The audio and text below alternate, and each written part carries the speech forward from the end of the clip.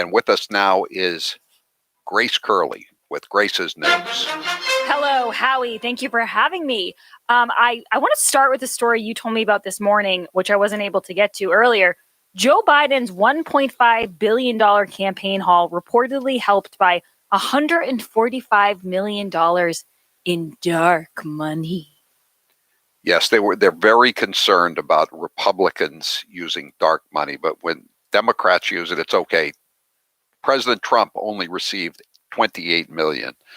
Do the math. He received less than 1/5 of the quote unquote dark money that Dementia Joe got. Well, you know who received a lot of dark money? And everyone's impressed that Biden was able to eclipse this number was Mitt Romney. Did he really?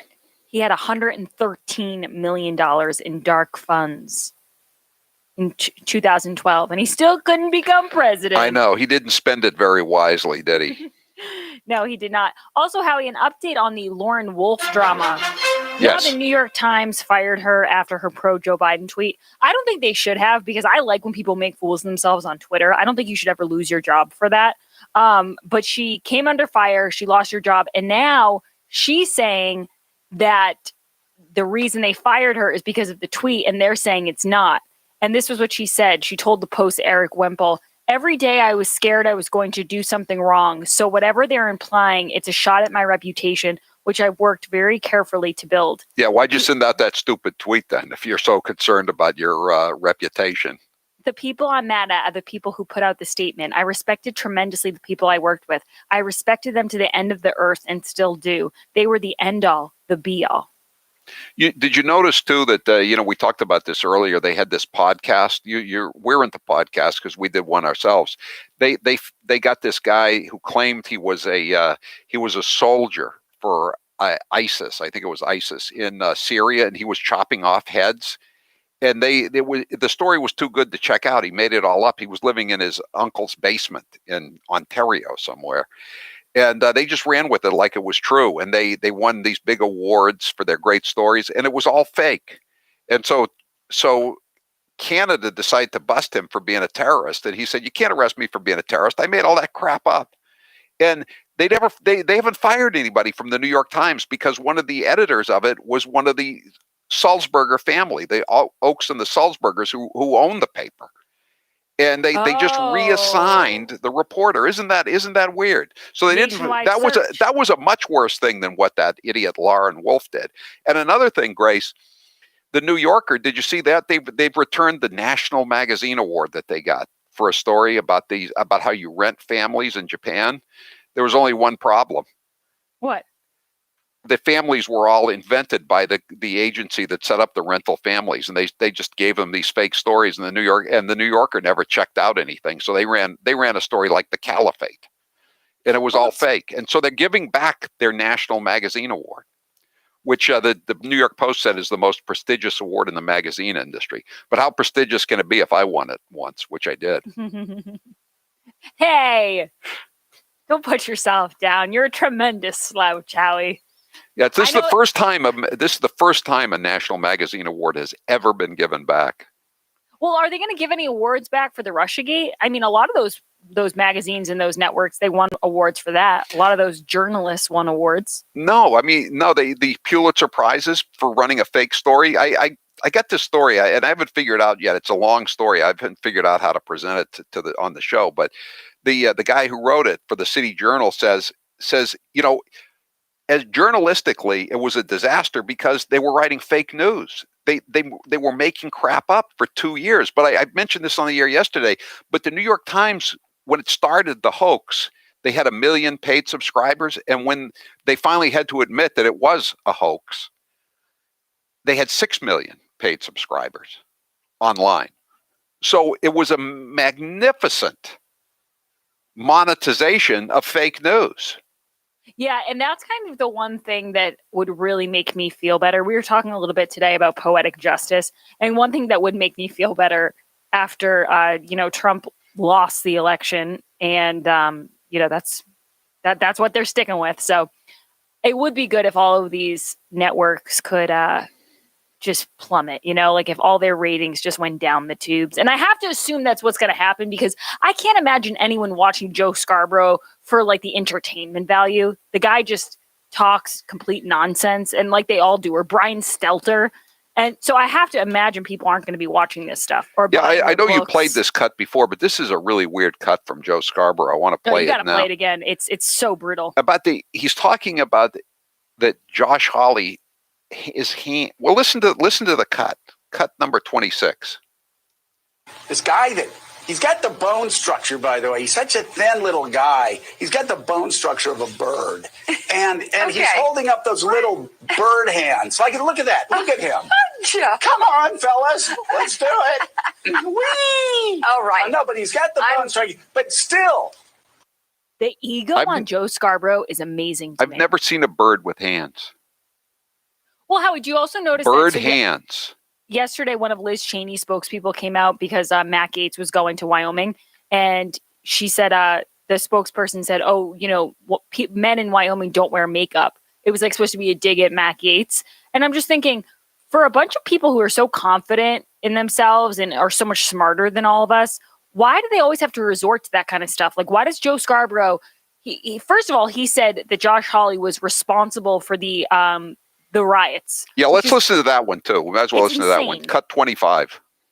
I mean, he's one of those little, I mean, but he goes to Stanford and Yale, and he uses it for evil. He uses it to kill Capitol cops. He uses it to start seditions against the United States of America. Wasn't Eli Yale a slave owner? I think Eli Yale was a slave owner. When are they going to change the name of Yale University? Well, it's funny to me that it's just dawning on Joe Scarborough that someone could go to an Ivy League school and disappoint him. Do you know how many Ivy League school people we make fun of all the time on this show? He's like he's using his degrees for evil. Bill Clinton went to Yale Law School. Hillary went to Yale Law School. And Mika just laughs. She thinks it's so funny. Hey, by the way, Howie, but going back to this Lauren Wolfe story really quick, because there's a part of this I didn't realize.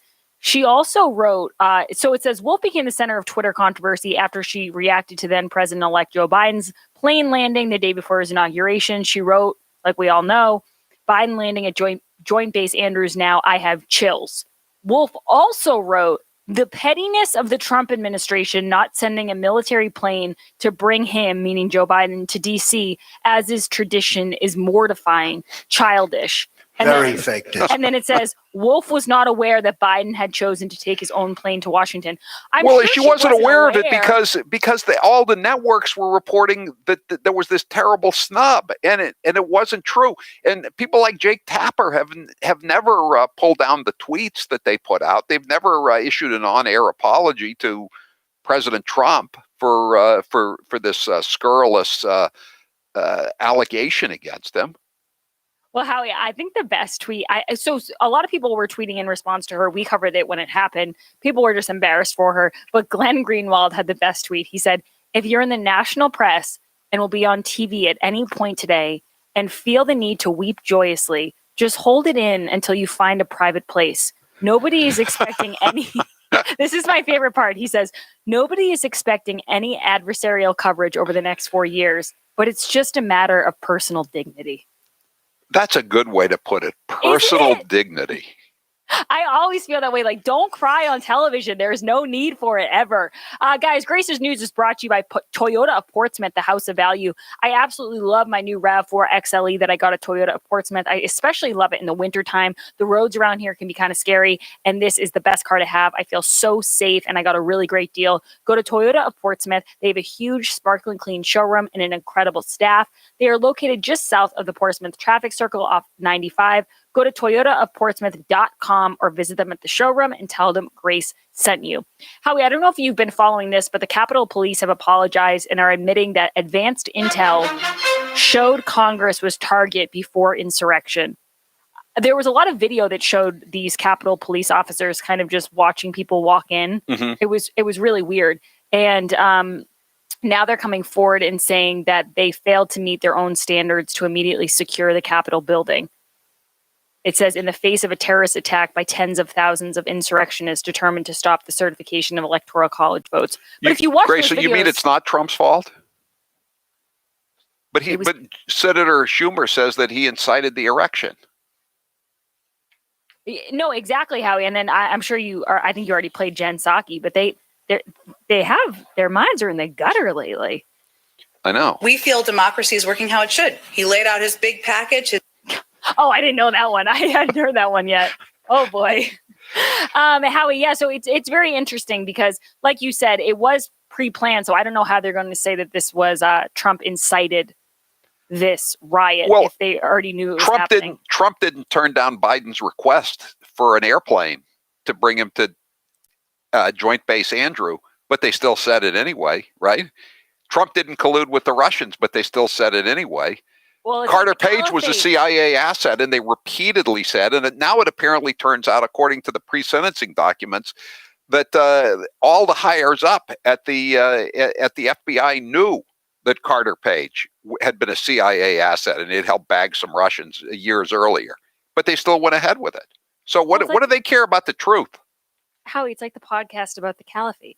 Some things are just too good to check out. By the way, if you want a podcast that you can check out the details on, and it actually is true, it's not fake news, you should check out Dirty Rats wherever you get your podcasts, because that's a true crime podcast that is based in reality, not based on what the New York Times is concocting on a daily basis. Howie, thank you for having me, and I look forward to hearing the rest of the show. Thank you, Grace. Great news. The Gen 40 heater is back, and just in time for the really cold temperatures that are afflicting New England.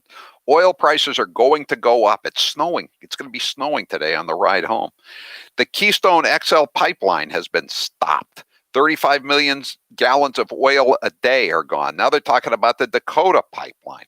Now there's a new moratorium on fracking on federal land. That means natural gas. It was 10 degrees in parts of New England this past weekend, and we're set to get a snow storm tonight. You need to start planning, and that means you need the Gen 40 heater. Robert from the Cape says the Gen 40 performs like no other heater I've ever used. It is remarkable, right, Taylor? It sure is, and it's a great, great fallback, especially if you live in an older house like I do. It's 70 years old, and the heating system is a bit antiquated. If it goes out, you're out of luck, unless you have the Gen 40 heater, which we do, and we have it in the most crucial of places, our baby's room, and it's completely safe for the baby, for the cat, for everybody in the house, and we just love it. You're really going to miss it when you have to bring it back to my office when I get back to New England. What do you mean? The Eden Pure Gen 40 makes you feel warmer than your furnace, and it also costs less to run. You may be working more from home now, and you will need to pay close attention to the heating bills, even more so than before. The Eden Pure Gen 40 will pay for itself in a matter of weeks. Go to EdenPure.com and put in code word HowieDeal to get $50 off the sale price. That's EdenPure.com and use code word HowieDeal for an extra $50 off. These heaters are in high demand, so go right now to EdenPure.com. I'm Howie Carr. You're listening to The Howie Carr